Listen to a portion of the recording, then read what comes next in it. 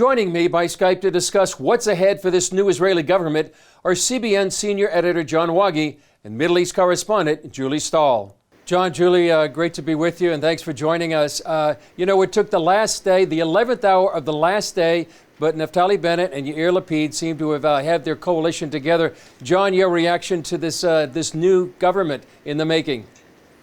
Well, interesting you mentioned the 11th hour, Chris, because really and truly the only thing that unites this government that I could see is a dislike for Netanyahu and a desire to oust him from power. And you even see that in the headlines, both in Israel and in the United States. It's about ousting Netanyahu.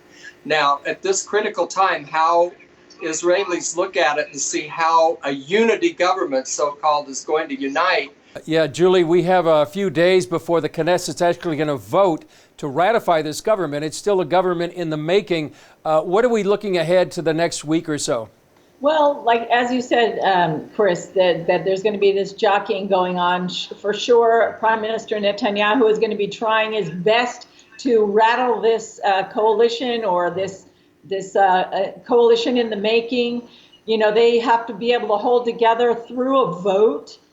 Whether or not that happens, we'll see. You know, also like Naftali Bennett, some people thought perhaps he might have a guilty conscience, that he promised that he wouldn't sit with Yair Lapid and he wouldn't sit with this one and that one, and here he is. He's joining this kind of, whatever they're calling it, this conglomeration, this unity government, and we'll see how that plays out. This unity government, I think it's important to note, has been cheerled from the very beginning, even starting years before this, by media in Israel and sometimes outside of Israel. And I think that's an important thing to note.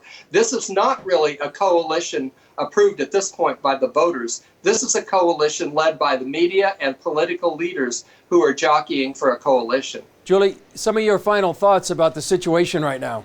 So, Chris, it's really important that people understand that most of this country, a large majority of this country, something like 70% or at least 70 seats in the Knesset, are really right-wing, solidly right-wing, and really hold the same views. Really, the only thing they don't like is Benjamin Netanyahu.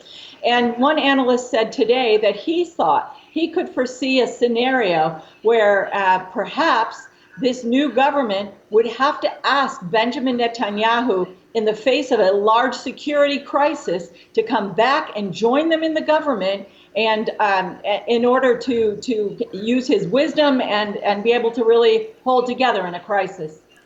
John, final question to you. What does the future look like for Benjamin Netanyahu, and how can Christians that really love Israel be praying during this time? I think the most important thing to pray for is that the Lord's plans be enacted in Israel right now, and that there be given great wisdom to voters, to political leaders.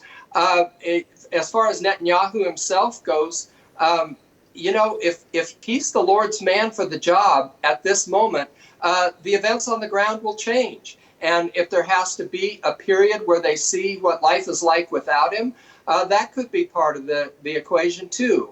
We just don't know for sure. But I think it's interesting that people say that Netanyahu's done some good things in the past, but it's time for him to go. Maybe that's understandable after 12 years of being prime minister, but this isn't what the people voted for. I mean, they voted for his party far more than any other party.